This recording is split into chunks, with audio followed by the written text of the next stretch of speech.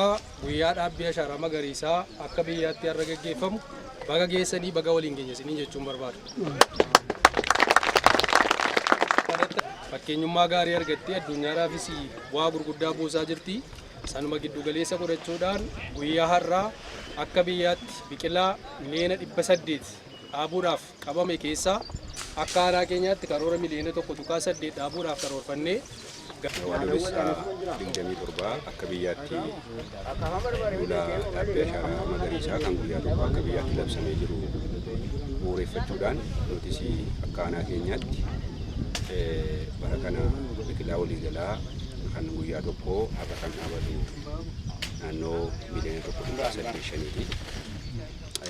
Saayitiin irra dhaabbatu naannoo saayitii 23 adda baasnee karaa wal fakkaatu yeroo ammaa kana dhaabbataa kan jiru ta'uu isaati.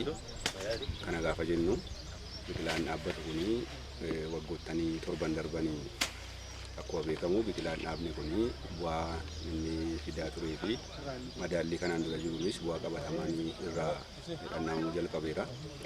Kanarraa kaanee nus bara kana maal irratti xiyyeeffachuu qabna kan jedhu biqilaa amma dhaabu keessaa naannoo persentii 40 kan ta'u biqilaa nyaataaf oolu bu'aa lamaaf oolu yookaan du'aal farfasii warra jedhaman jechuudha kan dhaabne irratti xiyyeeffataa jiru.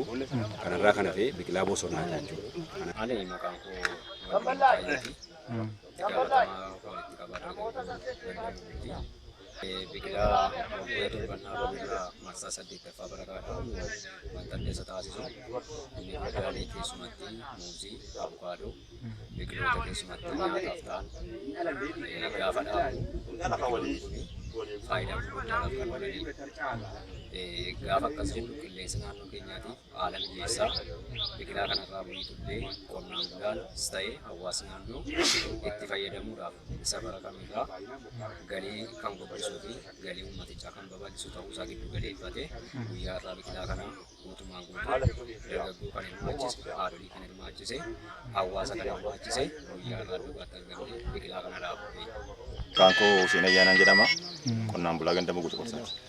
Biqilaan nuti dhaabaa jirru muuziidha. Muuziin kun immoo nuti bu'aa guddaa qaba inni ilaalla. Qonnaan bulaadhaa fi dinagdee isaa irratti yeroo inni ittiin galii itti nu dabaludha jechuudha. Nuti amma biqilaa kana irra dhaabne irra waan taateedhaa fi guyyaa irraa ta'ee gallee jechuudhaan biqilaa kana hanga inni firii kennuu danda'utti kunuunsa barbaachisaa ta'e kan goonudha. Mee kunuunsa akkamii fagootuuf mee? Nuti jala isaa inni qulqulleessinaa itti qoffarraa aramaan akka inni jalatti hin goonannaa bakka inni baay'atee wal irratti gobbachuu barbaadetti immoo gidduu isaatii akka inni hafatu taasifna jechuudha.